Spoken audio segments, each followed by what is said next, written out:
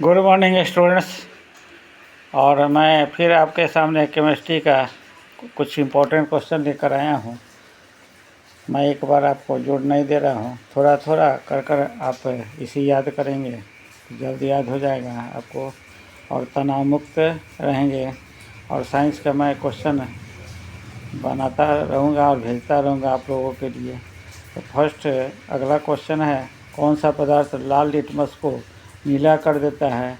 उस पदार्थ को क्षार कहा जाता है या भस्म कहा जाता है। अगला क्वेश्चन है, जिंक तथा सल्फ्यूरिक अम्ल के बीच अभिक्रिया से कौन सी गैस निकलती है? तो आप जानते हो कि धातु और अम्ल के बीच अभिक्रिया होती है तो हाइड्रोजन गैस निकलता है, तो H2 हो गया। अगला क्वेश्चन है, अम्ल और क्षार आपस में अभिक्रिया करते हैं तो क्या बनता है? तो लवण और जल बनता है। इस अभिक्रिया को उदासीनीकरण अभिक्रिया कहते हैं। ये भी बहुत इंपॉर्टेंट है, उदासीनीकरण अभिक्रिया कहते हैं इसको, अम्ल और क्षार के बीच की अभिक्रिया को।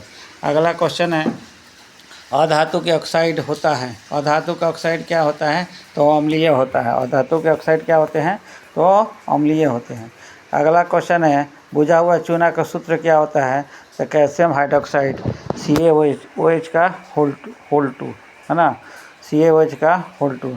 अगला में, जल में घुलनशील भस्म को क्या कहते हैं?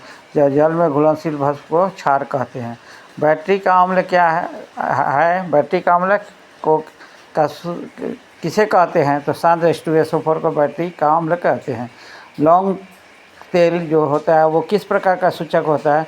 तो गंधीय सूचक होता है, उसको गंध के द्वारा अम्ल का और भस्म का पता किया जाता है उसके द्वारा। अगला क्वेश्चन है, कोई विलयन लाल लिटमस को नीला कर देता है तो इस विलयन का pH मान क्या होगा? तो लाल लिटमस को नीला करने वाले पदार्थ को भस्म कहते हैं और इसका pH मान 7 से अधिक होता है। अम्ल के जलीय विलयन में उत्पन्न होता है। अम्ल का जब जलीय विलयन किया जाता है तो उसे H+ ion, hydrogen plus ion उत्पन्न होता है। कौन से पदार्थ का जलीय विलयन नीले लिटमस पत्र को नीला लिटमस पत्र को लाल कर देता है?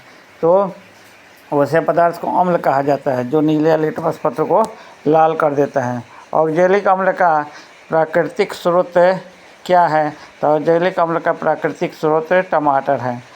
अगला क्वेश्चन है, हमारे शरीर pH के कितने प्रास के बीच कार्य करता है? तो हमारा शरीर pH के 7.35 से 7.45 के बीच काम करता है। और हमारा पेट का pH मान होता है 1.5 से 3.5 के बीच। अगला क्वेश्चन है, टार्टेरिक अम्ल किसमें पाया जाता है? तो टार्टेरिक अम्ल इमली और अंगूर में मुख्य रूप से पाया जाता है। अगला नेक्स्ट क्वेश्चन है, 35 मधुमक्खी डंक में कौन सा अम्ल पाया जाता है? तो मधुमक्खी के अंग डंक में मेथेनोइक अम्ल या फॉर्मिक अम्ल पाया जाता है। इसका सूत्र HCOOH होता है। टूथपेस्ट कैसा होता है? तो टूथपेस्ट क्षारीय होता है, क्योंकि हम लोग बहुत से पदार्थ जो खाते हैं वो अम्लीय होता है और हम जानते हैं कि अम्ल का दुश्मन क्षार होता है, इसलिए टूथपेस्ट में क्षार का उपयोग किया जाता है। अगला क्वेश्चन, नेक्स्ट क्वेश्चन है, लिटमस विलयन का pH मान कितना होता है?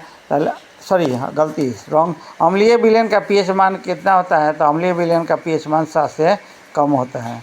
अगला क्वेश्चन है, अम्लीय वर्षा के जल का pH मान, अम्लीय वर्षा के जो जल होता है उसका pH मान कितना होता है? तो 5.6 से कम होता है।